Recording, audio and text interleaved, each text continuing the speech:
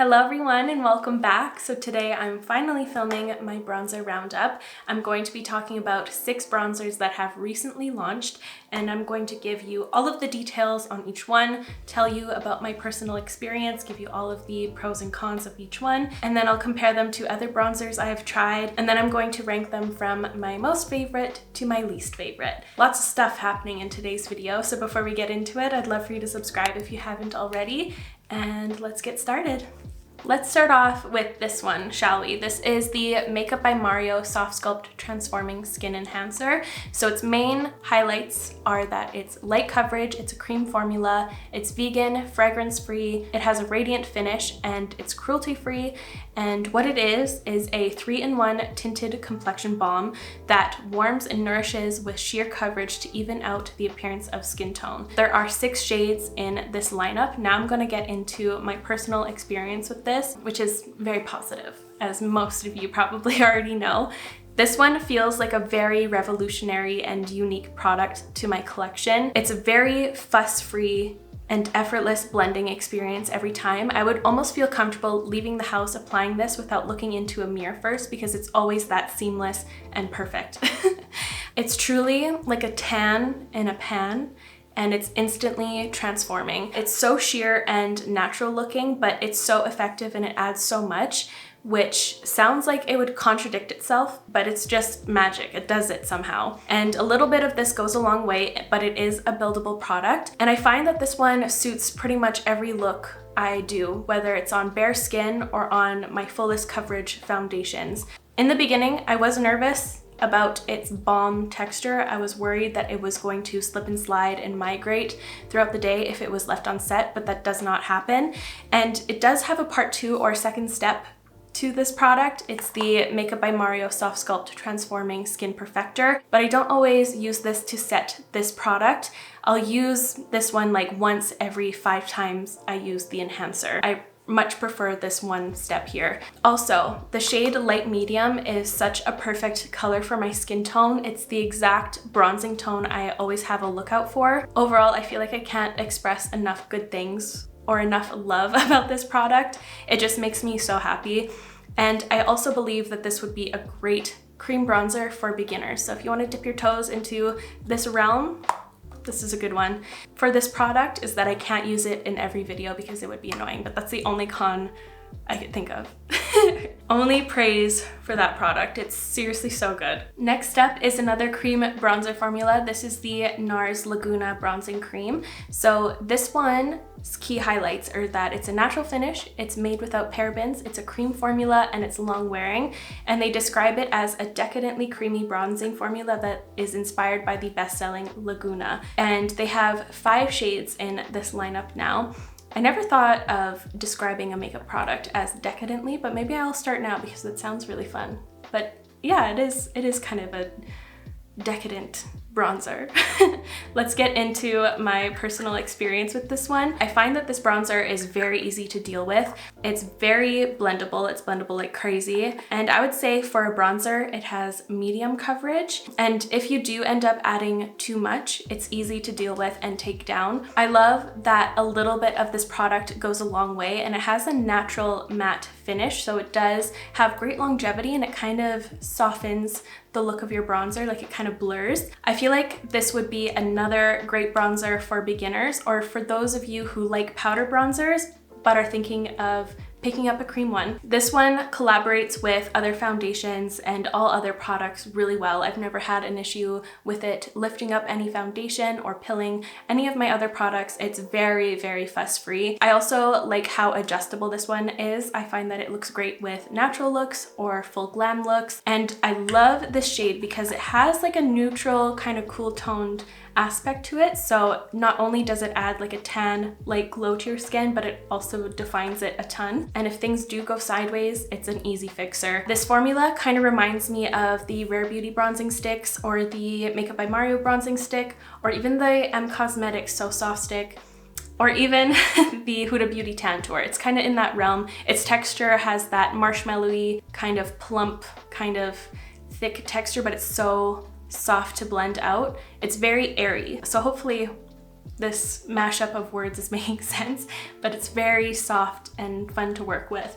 The only con for me though is its overpowering scent.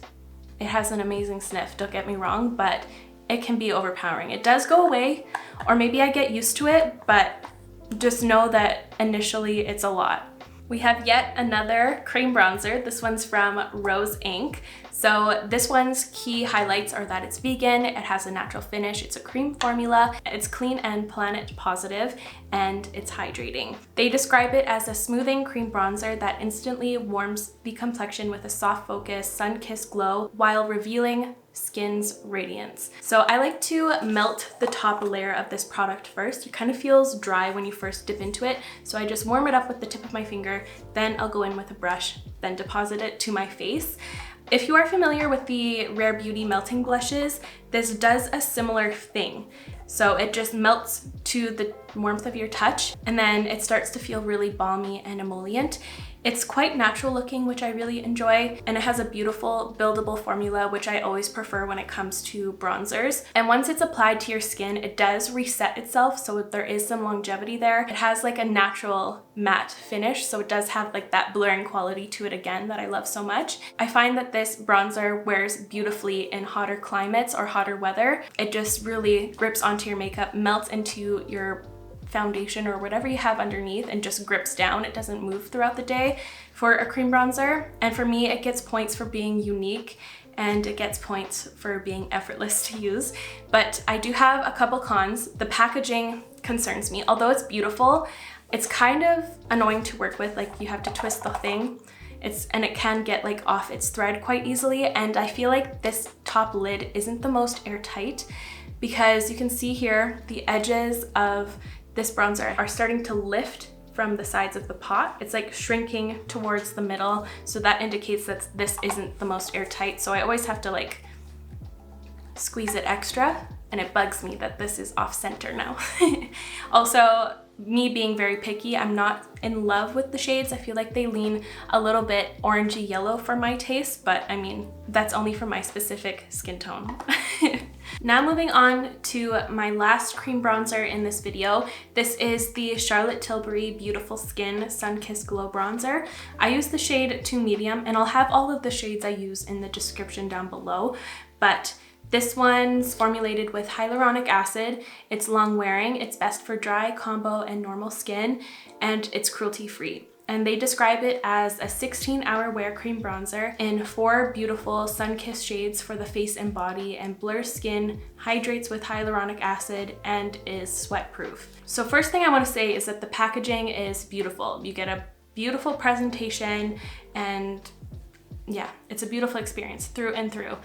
The front here is stunning. I love how big the mirror is on the inside, and the original swirl when you get it fresh is so fun to look at. But oddly enough, this is the bronzer I connected with the least, and surprisingly, it was the one I was most excited out of all of the new bronzer launches. I think it was because it was so wildly hyped up on TikTok, so I felt underwhelmed when I got my hands on the actual thing. I was just expecting a lot more from this formula. But getting into the positives, I find that it has a very unique formula. It almost looks like a powder in the pan. Initially, I did think it was a powder bronzer before reading the description of it. It almost feels as though it's like a mix of a powder and a cream in one. It has a different consistency.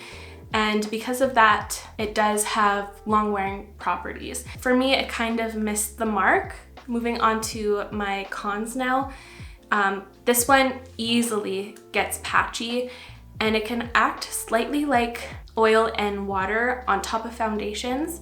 It'll kind of just slip and slide without becoming one and sinking in. And for my taste, it's way too pigmented and potent, so it's hard to control and take down, which is one of the beauties of cream products. Cream products, in my head, are meant to be very adjustable. You can just adjust them how you like them, obviously. But it's really hard to shear this one out, so that's missing for me for sure. And the formula is just too thick for my taste. It adds like a full coverage effect to my cheeks, so when it's on, I find that it distracts from the rest of my face. and stands out way too much rather than everything becoming one cohesive, seamless look. It's like, oh, she's definitely wearing bronzer, that's for sure. Overall, this just missed the mark for me. I couldn't really find anything to compare this texture to as well because it is on the more unique side. But yeah, I was disappointed by this one all in all. Maybe if I had the lighter shade, things would change, but it is really difficult to work out those patches and that slip and slide action.